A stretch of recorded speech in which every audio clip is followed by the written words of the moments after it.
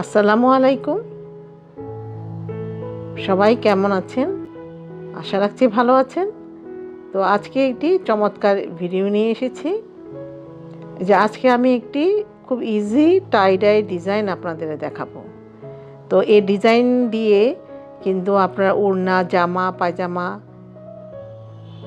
Three piece, পর্দা, bedsheet, dining table mat, sofa cover, cushion cover সব কিছু তৈরি করতে পারবেন। তো আজকে এই যে দেখলেন যে একটি কাপড়কে আমি 3 কোনা করে নিয়ে কিন্তু সে অ্যাকর্ডিয়ন ফোল্ডিং বা পাখা ভাঁজের মতো করে নিলাম।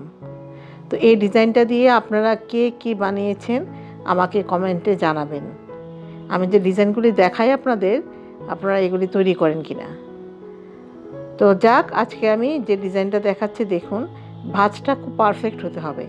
যদি ভাঁজ এখানে পারফেক্ট না হয় তাহলে কিন্তু ডিজাইনটা আমি যেরকম আমরা চাইবো সেরকম কিন্তু ভালো আসবে না, ফিনিশিং ভালো আসবে না, মনে হবে যে এবড়ো খেবড়ো এটা কি হলো। তো এই জন্য এই ডিজাইনটা করার সময় ভাঁজের প্রতি খেয়াল রাখবেন।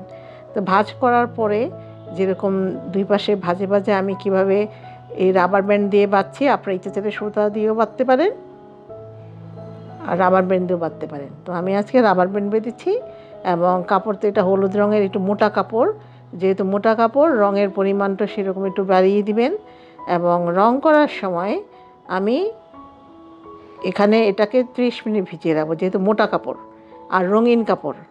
তাহলে ভ্যাট রং দিয়েছি নেভি ব্লু, তো সেই ভ্যাট রঙে আমি এই কাজটা করব।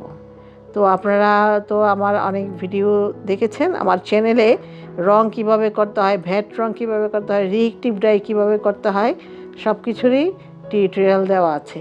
তো আজকের এই টিউটোরিয়ালে যে আমি ডিজাইনটা দেখালাম, এই ডিজাইনটা দিয়ে কিন্তু খুব চমৎকার একটি থ্রি পিস তৈরি করা যাবে। যেমন আমিও এটা দিয়ে একটি থ্রি পিস তৈরি করেছি, আপনাদের মাঝে আমি দেখাবো। আজকে আমি এটা করেছি একটি কুশন কাভারে, বিছানার চাদরে খুব চমৎকার আসবে এই ডিজাইনটি। পর্দা এবং ডাইনিং টেবিল ম্যাটও তৈরি করতে পারবেন। তো আমার ভিডিওটি যদি আপনাদের ভালো লাগে অবশ্যই সাবস্ক্রাইব করবেন, লাইক কমেন্টস করে সাথে থাকবেন, আর কমেন্টে জানাবেন যে ডিজাইনগুলি দিয়ে আপনারা কিছু তৈরি করছেন কিনা। আপনাদের কোনো প্রশ্ন থাকে তাও আমাকে কমেন্ট করবেন। এবং এই ভিডিওগুলি আপনারা ফেসবুকেও দেখতে পারবেন যদি আমার এই আশাস কালার স্টুডিও পেজটি ফলো করে রাখেন। তো ধন্যবাদ। আসসালামু আলাইকুম।